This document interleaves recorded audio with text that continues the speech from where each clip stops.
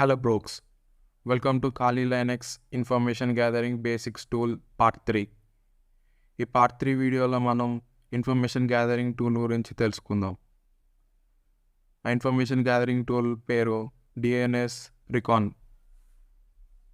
First DNS recon కంటే ముందు మీరు ఇంతకుముందు పార్ట్ 1 వీడియో చూస్తే మీకు డిఎన్ఎస్ రికార్డ్ అంటే ఏంటిది, ఆ డి రికార్డ్స్లో ఏమి ఉంటాయి, ఏ రికార్డ్ అంటే ఏంటిది, ఎంఎక్స్ రికార్డ్ అంటే ఏంటిది, సి రికార్డ్ అంటే ఏంటిది అనేది అవన్నీ రికార్డ్స్ అలా ఎక్స్ప్లెయిన్ చేసి ఉంటుంది. అది చూడండి. ఇప్పుడు వీడియోని స్టార్ట్ చేద్దాం.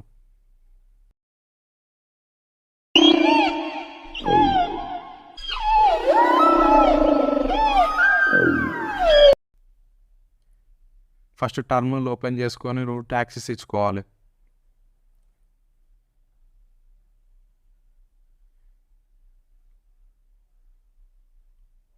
టర్మినల్ ఓపెన్ చేసుకొని రూట్ యాక్సెస్ ఇచ్చుకొని డిఎన్ఎస్ రికాన్ అని చెప్పి టైప్ చేస్తే మనకి దాని గురించి ఇన్ఫర్మేషన్ అనేది వస్తుంది.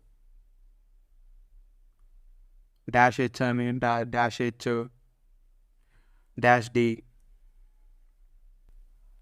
మీకు మొత్తం ఫుల్ ఇన్ఫర్మేషన్ కావాలంటే మ్యాన్ డిఎన్ఎస్ రికార్డ్ అని చెప్పి టైప్ చేస్తే మీకు మొత్తం ఫుల్ ఇన్ఫర్మేషన్ అనేది వచ్చేస్తుంది. అక్కడ హెచ్ అంటే ఏంటిది, -R అంటే ఏంటిది, -D అంటే ఏంటిది, స్మాల్ d క్యాపిటల్ D అంటే ఏంటిది అని.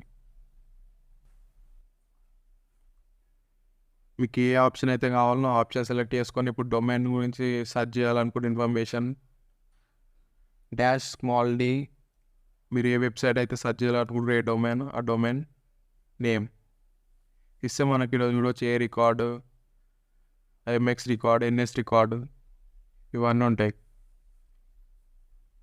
ఇది గూగుల్ ఐపీ అడ్రస్. దీన్ని కాపీ చేసుకొని పోయి మన క్రోమ్ బ్రౌజర్లో పేస్ట్ చేసిన, ఫైర్ ఫాక్స్లో పేస్ట్ చేసిన మనకి ఐపీ అడ్రస్ అనేది డొమైన్ నేమ్ కన్వర్ట్ అయిపోయి గూగుల్ అనేది ఓపెన్ అవుతుంది. నెక్స్ట్ -R ఆప్షన్ అంటే ఏంటిదంటే రివర్స్ లుక్అప్ ఏం చేస్తుంది అంటే పీటీఆర్ రికార్డ్స్ అని ఫైండ్ అవుట్ చేయడానికి యూజ్ అవుతుంది. పీటీఆర్ రికార్డ్స్లో ఏముంటుంది అంటే మనకి ఐపీ అడ్రస్ ఏమైనా మాస్క్డ్ అయిందా లేకపోతే రియల్ ఐపీ అడ్రస్సా, ఇంతకుముందు ఏమైనా ప్రాక్సీస్ ఉన్నాయా దానికి ఏందని చెప్పి తెలుస్తుంది రివర్స్ లుక్అప్లో.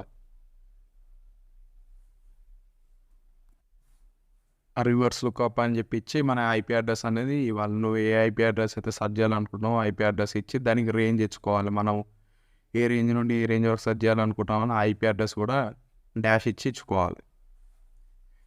ఇక్కడ తప్పు చేసినాం, ఏం చేసినాము, ఓకే అక్కడ డాష్ పాయింట్ ఐపీ అడ్రస్ ఇవ్వాలి మనం. నేను డాష్ అని పెట్టిన ఐపీ అడ్రస్ రేంజెస్ ఇచ్చుకోవాలి.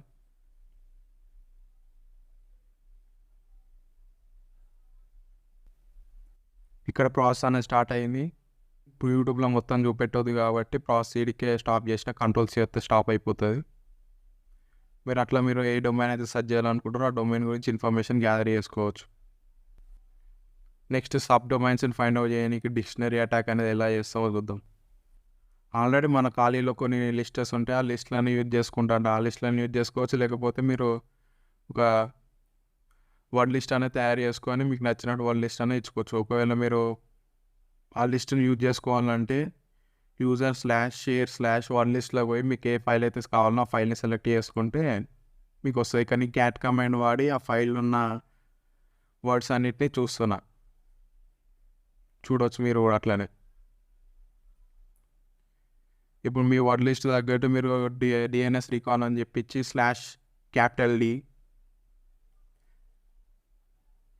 వర్డ్ లిస్ట్ ఇవ్వచ్చు, లేకపోతే /small d డొమైన్ నేమ్. మీరు ఏ డొమైన్ నేమ్ అయితే సెర్చ్ చేయాలనుకుంటారో ఆ డొమైన్ నేమ్ ఇచ్చి మళ్ళీ -D మీరు వర్డ్ లిస్ట్ పాత్ ఇచ్చుకోవాలి. డైరెక్టరీ ఏడు ఉందో డైరెక్టరీ పాత్ ఇచ్చుకొని లాస్ట్కి వర్డ్ లిస్ట్ అనేది ఫైల్ నేమ్ ఎంటర్ చేయాలి.